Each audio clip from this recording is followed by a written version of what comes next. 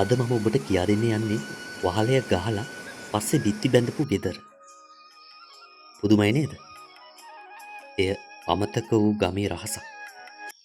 පැරණි ගමක කතාවක්. ඒ තමයි මගේ ගම.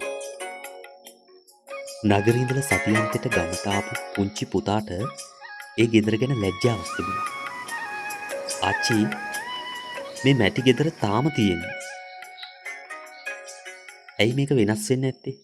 AC නෑ, ටයිල් නෑ, මේක පරණයිනේ කියලා ඔහු ඇහුවා.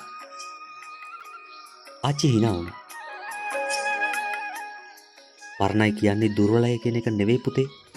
මේ ගෙදරට අවුරුදු 100ක් වෙන්න ඉන්නවා. තාම හුස්ම ගන්නවා අපි.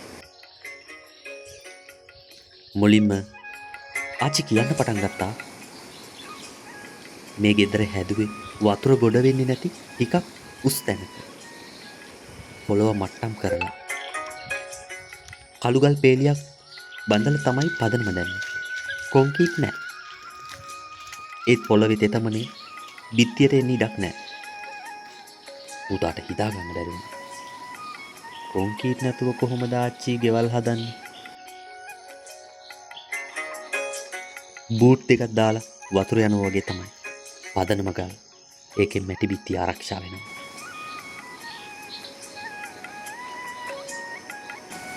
ලී කණුවල රහසකුත් තිබුණා පුතේ. ඊළඟට ඒව පෙන්වන්න ආච්චි කණුවලට ඇඟිල්ල දිගු කළා. මේ ලී කපලා ගෙදරට ගෙනාවම මාස ගණන් මඩ වතුරේ ඔබලා තියෙනවා. ඉන්පස්සේ එළිය වේ එක්කත් කන්නේ නැහැ පුතේ. පුතාගේ ඇස් විශාල වුණා.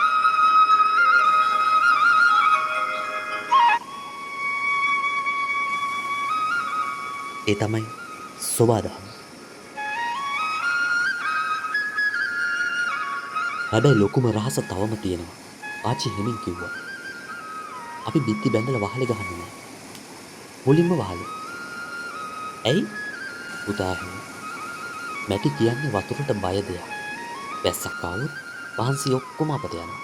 ඒ නිසා මුලින්ම වහලේ ගහලා ඒ යට ඉඳගෙන බිත්ති හදනවා. පුතා හිතුවා එන්ජිනියරින් ලොජික් එක. වහලේ ඉලික්කට්ටුව අඟල් 6ක් 7ක් ගන්නවා. යට ඉඳන් උඩට එකමත එක බැඳලා තියෙන නිසා වතුර බිඳුවක්වත් ඇතුළට එන්නේ නැහැ. ඉලුක් කියන්නේ නැචරල් AC එකක් පුතේ. ආච්චි කිව්වා. දවල්ට රස්නි උරා ගන්නවා. ඒ රෑ වෙද්දි ගේ ඇතුළේ තව තවත් සිසිල් කරනවා.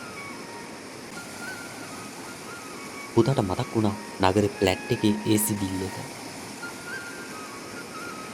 බිත්ති කියන්නේ ගඩොල් නෙමෙයි. ලී කෝටු වලින් දැලක් තියෙනවා. ඒකට අපි වරිච්චි දැල කියලාත් කියනවා. වේවැල් වලින් බැඳලා තියන්න පුළුවන්. හරියට කූඩයක් වගේ. පුතා ඉංග්‍රීසි වචන දදා මේ පිළිබඳව ආච්චිගෙන් විමසුවා. ඔව්. කිසිසේත්ම ඒව බින්දෙන්නේ නැහැ. නැමෙනවා. මැටි කියන්නේ හරියට ගමේ විද්‍යාකාරයක් ගොඩනගපු අපූර්ව දෙයක්. මෙහෙමයි පුතේ.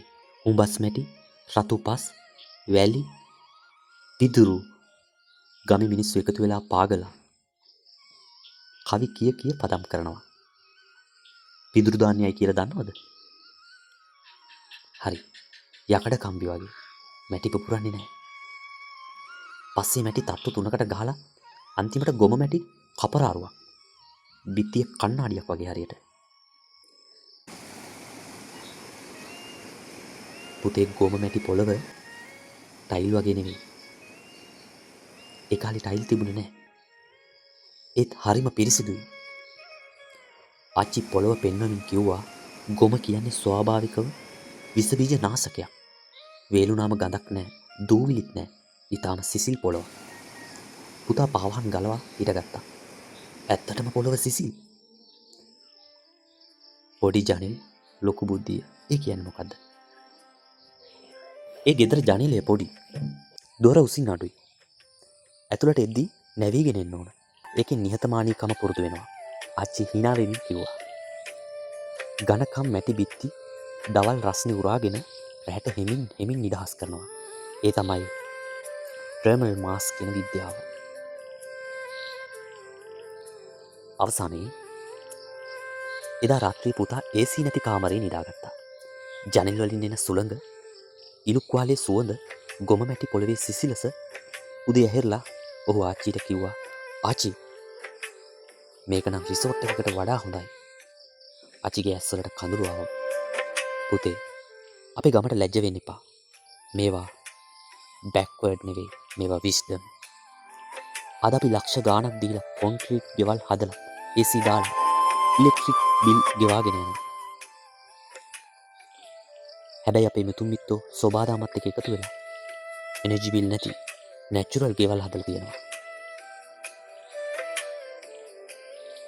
ඔබට අවස්ථාවක් ලැබුණොත් ඔබේ දරුවන්ට ගමේ මේ ගෙදරක් පෙන්වන්න.